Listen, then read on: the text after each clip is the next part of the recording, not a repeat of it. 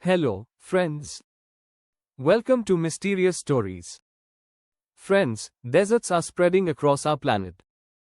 For several reasons, this is the case: climate change, removal of trees, and incorrect farming techniques. These are the several causes of the world's drying out. Another name for this is desertification, which is the transformation of rich land into a desert.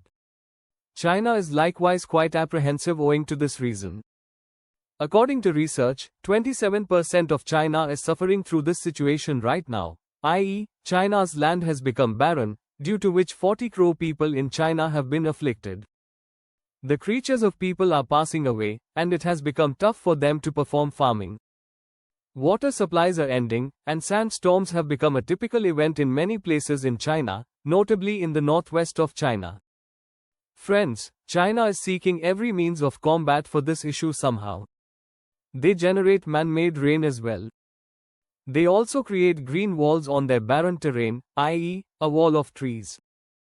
Thousands of workers in China are working on this issue, and China has been successful in fixing it to some extent. From 2009 to 2019, there has been a reduction of 50,000 square kilometers in the barren areas of China.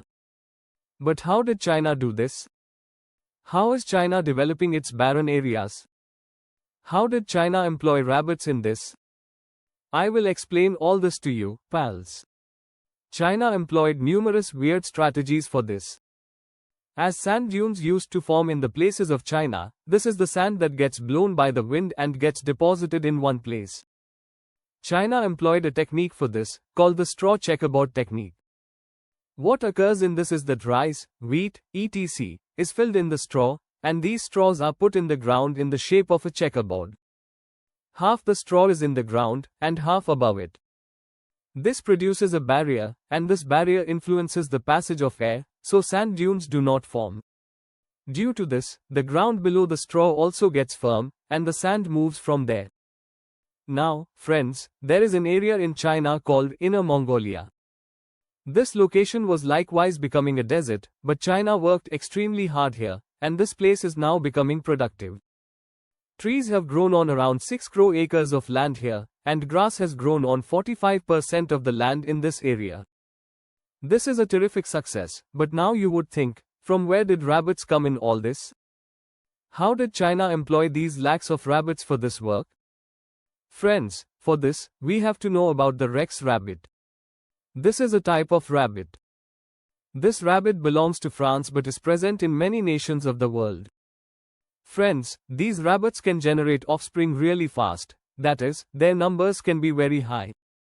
They excavate holes in the ground and breed in the same holes. They also dig the earth in quest of food, and owing to this, the soil benefits a lot. Due to this, gases are exchanged between the soil and the atmosphere, which is highly crucial for the growth of plants. Now, we head to a desert in China. It is named the Kubuqi Desert. China has used these rabbits for breeding. Rabbits were used in this desert so that it might be rendered fertile, but how? Friends, there is a plant called the willow plant.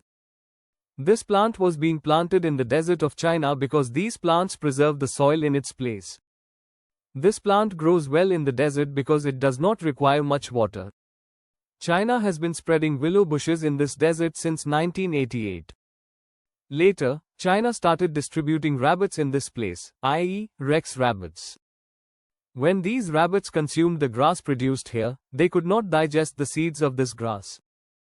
They cannot digest the seeds, friends.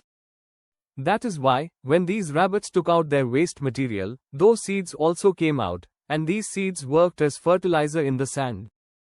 Due to this, this desert started getting productive, and crops also started sprouting here.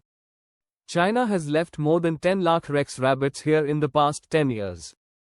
The local people there do breeding of Rex rabbits, pals. Rabbits have helped a lot in changing this desert.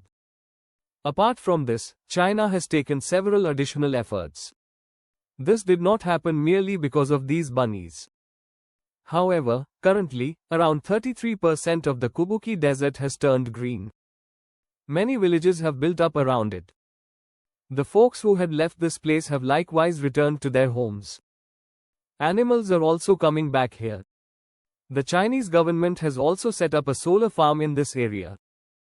It is China's largest solar farm, which provides 1000 megawatts of electricity for China. The way China has modified this desert is a very big issue, friends. Even now, rabbit farming is done in the Kubuqi desert. There are millions of rabbits here, which has become an entire industry in itself. Just picture how many crores of people must have come out of poverty because of this.